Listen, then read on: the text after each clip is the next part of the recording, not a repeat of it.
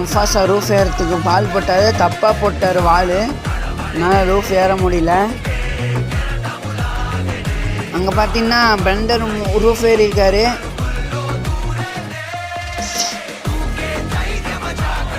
Roof ஏறல. OP முஃபாசாக்கு சரியான headshot அடிச்சிருக்காரு, சூப்பராக ஹெட்ஷாட் அடிச்சிருக்காரு, கனெக்ட் ஆகிடுச்சு, நல்லாவே கனெக்ட் ஆகிடுச்சு. அங்கே பார்த்தீங்கன்னா ஏபிடி ஸ்பீட் ரிவே பண்ண போயிருக்காரு, அவருக்கும் கொஞ்சம் டேமேஜ் கொடுத்துருக்காரு, ஹீல் அடிச்சிட்டு இருக்காங்க. அந்த மேலே வந்து பார்த்தீங்கன்னா ஓப்பன்லேருந்து வெண்டர் வந்து எடுத்து மேட்ச் முடிச்சிட்டாங்க.